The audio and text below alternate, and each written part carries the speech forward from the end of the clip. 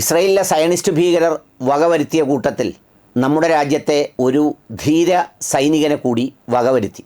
പക്ഷേ സർക്കാരും അതിനെക്കുറിച്ചൊന്നും മിണ്ടിക്കണ്ടില്ല. നമ്മുടെ വിദ്വേഷവാദികളായ പ്രൊഫൈലുകൾ ആരും അനങ്ങിയില്ല. ക്രിസംഗികൾ മിണ്ടിയിട്ടേ ഉണ്ടായിരുന്നില്ല. പണ്ടൊരു റോക്കറ്റ് ആക്രമണ വേളയിൽ ഈ ഹമാസിൻ്റെയോ ഫലസ്തീനികളോ അയച്ച റോക്കറ്റ് ഒരു വീട്ടിൽ നിന്ന ഒരു സ്ത്രീയുടെ മുകളിൽ അബദ്ധവശാൽ വീണ് മരിച്ചപ്പോൾ അതിൻ്റെ മേൽ ചാർത്തിയ തീവ്രവാദി പട്ടങ്ങൾ ഒന്നും പറഞ്ഞുവിട്ട ഒരു വായ്നോക്കികളും ഇപ്പം മിണ്ടുന്നില്ല എന്നതാണ് വളരെ കൗതുകകരം. ഏതായാലും അതിനെക്കുറിച്ച് ചില കാര്യങ്ങൾ പറയേണ്ടതാണ്. പേരും സംഭവവും അടക്കം നിഷ്പക്ഷ നിലപാടിൽ അതിനെക്കുറിച്ചാണ് എനിക്ക് പറയാനുള്ളത്. ഈ നമ്മുടെ രാജ്യത്തും സംസ്ഥാനത്തും ലോകത്തുമൊക്കെ എന്ത് നടന്നാലും അതിലെവിടെയെങ്കിലും ഒരു മുസ്ലിം സാന്നിധ്യം ഏതെങ്കിലും രൂപത്തിലുണ്ടെങ്കിൽ അത് പൊക്കിപ്പിടിച്ച് ഇത് കണ്ടോ ഇത് കണ്ടോ ഇത് കണ്ടോ എന്ന് പറഞ്ഞു വരുന്ന കുറച്ച് കാസാക്കൂസന്മാരും സക്കീന ടി വിക്കാരും പിന്നെ അതുപോലെയുള്ള ചില ക്രിസംഗി അച്ഛന്മാരുമുണ്ട്. അവരാവേശം കൊള്ളും, വിരളി പിടിക്കും, തട്ടുടുക്കും, അവർ ആക്രോശിക്കും. എന്നിട്ട് കേരളത്തിലുള്ളവരോട് പറയും കണ്ടില്ലേ ലോകത്ത് നടക്കുന്നത് എന്ന് പറഞ്ഞങ്ങ് നിലവിളിയാണ്. ഇന്നും കർണാടകയിൽ പ്രണയം നിരസിച്ചതിന് ഒരു 18-കാരിയെ ഒരുത്തൻ വെട്ടിക്കൊന്നു. വാർത്തയുണ്ട്. പക്ഷേ ആ വാർത്ത ആരും വലിയ കാര്യമായി എടുത്തില്ല. കാര്യമായി എടുക്കാതിരുന്നത് അതിനുള്ളിൽ ഈ രുചിയില്ലാത്തത് കൊണ്ടാണ്.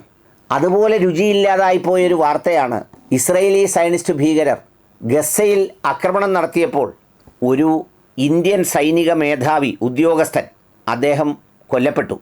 റിട്ടയേർഡ് ഇന്ത്യൻ ആർമി കേണലാണ് ഈ സയനിസ്റ്റ് ഭീകരരുടെ ആക്രമണത്തിൽ വീരമൃത്യു വരിച്ചത്.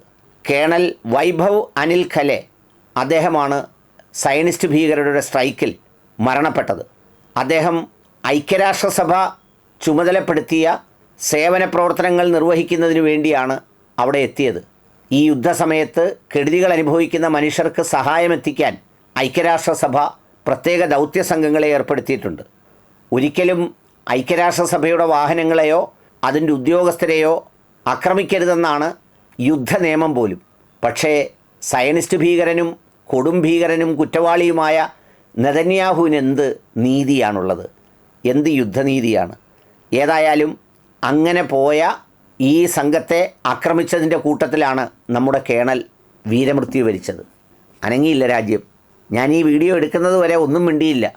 എന്തെങ്കിലും ഒരു ഔഷധമൂല്യമുണ്ടെങ്കിൽ പ്രധാനമന്ത്രി അത് ഗുർഗേഗാവ് എന്ന് പറയുന്ന ഗ്രാമത്തിൽ പോലും പോയി പറയേണ്ടതാണ്. കണ്ടില്ലേ ദേ നമ്മുടെ സൈനികൻ, അവരെ ജീവൻ തട്ടിയെടുത്തിരിക്കുന്ന തീവ്രവാദികൾ എന്നൊക്കെ പ്രസംഗിക്കേണ്ടതാണ്.